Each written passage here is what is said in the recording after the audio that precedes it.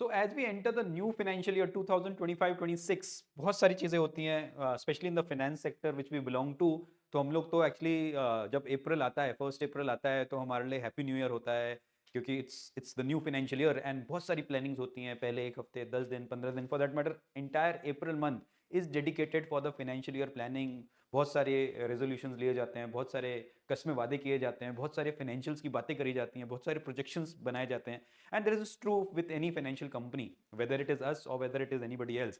And it is also true with individuals and their families. So, जैसे ही financial year start होता है 25-26 for that matter any financial year, so it is very very important for you to do the year gone by and the new year coming, कि उसकी planning क्या होनी चाहिए। आपने क्या कमाया, क्या गवाया, कितना कमाया, कितना लॉस करा, कितना प्रॉफिट करा, कितना स्पेंड करा, कितनी इनकम आई, ये सारी की सारी चीज़ें आपको बया खाता लिखना पड़ता है। थोड़ी बहुत मुंशीगिरी आपको करनी पड़ती है, अकाउंटिंग करनी पड़ती है, so that you know holistically what went by and what is going to come, what are the projections for the next financial year। and आपको थोड़े बहुत तो projections, थोड़े बहुत assumptions तो बनाने पड़ते हैं, करने पड़ते हैं, so that you can look forward for the coming year। so presenting to you कि आपको इस financial year 2025-26 as you watch this video आपको क्या करना चाहिए, and just give you some outlook about the market as well with respect to the financials, with respect to the investment strategies। तो थोड़ा बहुत मैं बताने की कोशिश करूंगा and we'll try and do justice with the little time uh, and with the maximum information which we can give you। So as we see basically the financial year starting, तो आपको अपना income level, अपना expense, अपना savings, ये तो normal है ही है, ये सब तो देखना ही देखना है। उसके साथ साथ आपको ये देखना है कि आपके पास अभी करंट इन्वेस्टेड अमाउंट कितना है और सरप्लस कितना आप डाल सकते हैं आज और आने वाले कुछ महीनों में। आप कितना डाल सकते हैं by virtue of your present income minus expenses, या जो भी आपका फॉर्मूला आप लोगों ने लगाया है, आप उसके हिसाब से कितना इन्वेस्टेड रह चुके हो और इन्वेस्टेड और रह सकते हो in terms of time and in terms of amount, और कितना सरप्लस आप डाल सकते हो। सो एज वी सी, यहाँ पे आप देखोगे ये हमारे पास एक सॉफ्टवेयर है जहाँ पे basically buying and selling stocks के सिग्नल्स देता है। तो जैसे हम ये रिकॉर्ड कर रहे हैं, तो मार्केट्स के बारे में आप देखोगे थोड़ा बहुत, अगर हम मार्केट्स के बारे में बात करें, मार्केट अपने पीक से BSE 500 अगर हम देखें, अप्रॉक्सीमेट 38,620, ये टॉप 500 स्टॉक्स ऑफ इंडिया का इंडेक्स है BSE 500।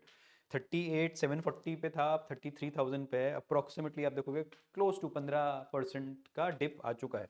निफ्टी में भी आप देखोगे एक साल में ये 27 सितंबर के आसपास 26,200 पहुंचा था, ये अभी 23,000 के आसपास चल रहा है। नाउ इफ यू रिमेंबर मार्च 2020, आज से 5 साल पहले अगर हम शिफ्ट कर जाएं, one event happened which everybody has witnessed and I think nobody will ever forget in their respective life time, something called as corona happened।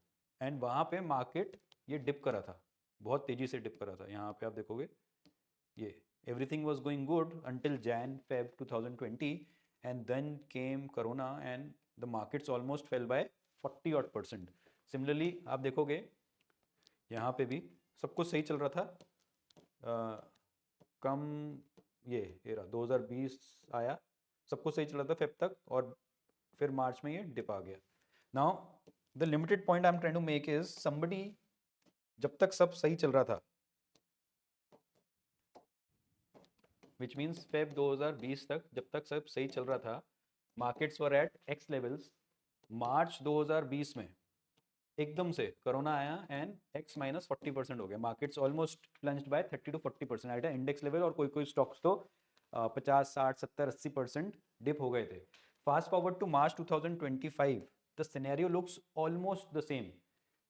सितंबर 2024 पे पीक आया, फिर अक्टूबर, नवंबर, दिसंबर, जनवरी, फरवरी, 5 ऐसे कंटिन्यूस मंथ्स गए जहां पे निफ्टी एट ए इंडेक्स लेवल लगातार गिरता रहा। और आंकड़ों को अगर माना जाए, पिछले 30 सालों में ऐसा कभी भी नहीं हुआ है कि 5 महीने तक लगातार इंडेक्स नीचे गिरता रहा। तो वाइल कोरोना से कंपेयर नहीं कर सकते हैं, बट ऑलमोस्ट 15-20% इंडेक्स में गिरावट आई है।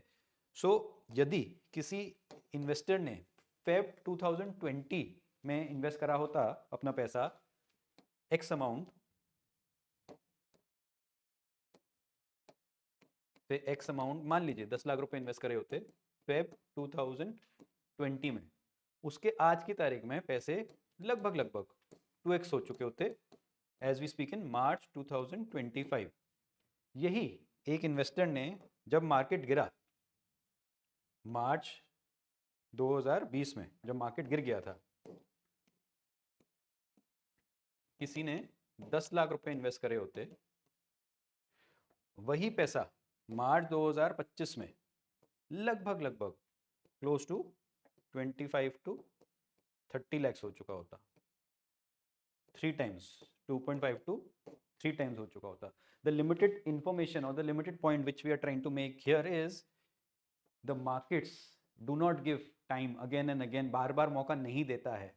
At an index level I'm talking about, so index has fallen sharply by 15-20%, and as an investor अगर आपका 5 साल फॉरवर्ड लुकिंग, आज से 2025 2026 से 2030 2031 2032 तक का व्यू है, so this is a very good opportunity to enter in such a market condition with a 5-year 6-year time frame and expect almost 50% to 100% extra returns than if you would have invested in September 2024 के peak में, versus आज की तारीख में जब 15-20-25% का index गिर eight index level गिर चुका है। So I am not talking about stocks, I am talking about index level पे which is broad market.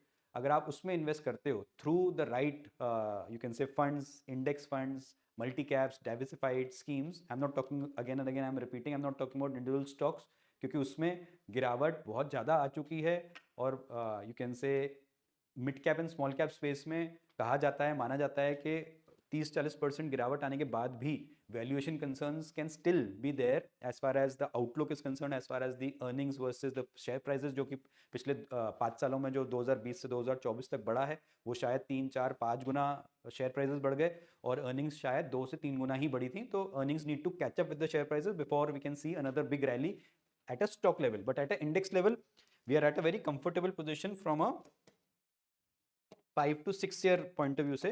And यहाँ पे एज अ इन्वेस्टर आपके पास अगर x हैं तो 2x to 3x आप अगले 5 से 10 साल में, इनफैक्ट 5 से 10 साल में तो आप 5x के आसपास भी उम्मीद कर सकते हो, बट हमारा मानना है कि 5 से 6 साल में it would be very disappointing कि अगर किसी इन्वेस्टर ने इस लेवल से 2 से 3 गुना अपना पैसा अगले 5 से 6 साल में नहीं करा at a broad based, we are talking about India. Investing के साथ साथ आपको थोड़ी बहुत जोग्राफिकल आउटसाइड इंडिया में इन्वेस्ट कर लेना चाहिए। तो अगर आपके पास 100 रुपये हैं तो may be 80% in the India boundaries within the Indian stock market, and 20% you can invest outside India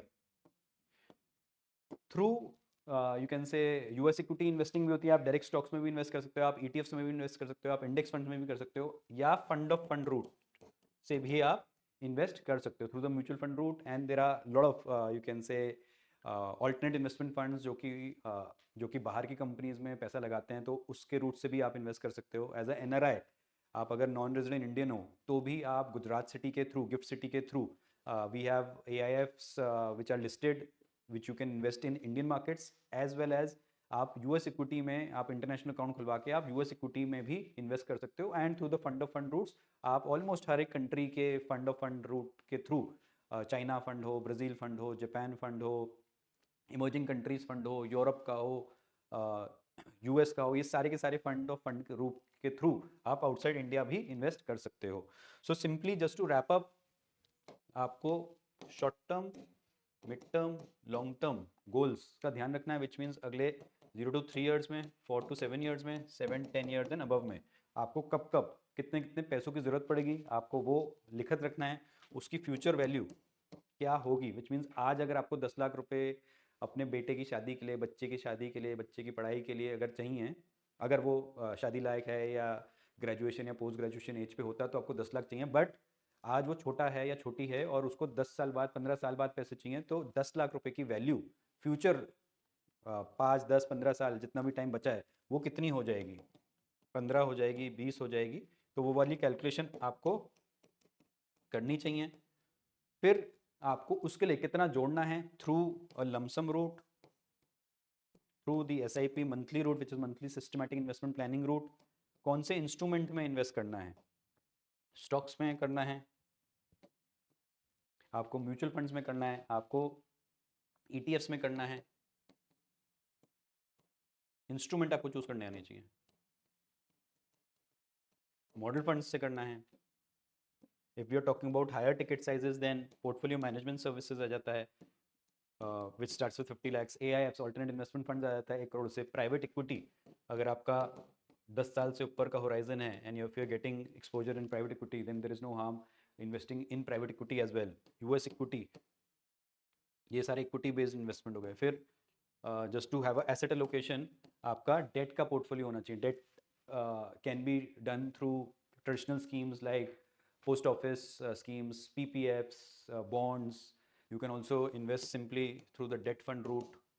Debentures आते हैं, secondary bonds आते हैं, then there are alternate spaces, AIFs आते हैं जो कि आपको प्रॉपर्टी में इन्वेस्ट करवाते हैं जहाँ से रेंटल यील्ड आ जाती है। आपको फिक्स्ड इंस्ट्रूमेंट्स में इन्वेस्ट कराते हैं जहाँ पर आपको एज हाई एज 20% की यील्ड भी आती है। Those are highly sophisticated investment products through the AIF route, giving you as high as 20% returns in the fixed income category. Bonds 10-12% का return दे रहे हैं.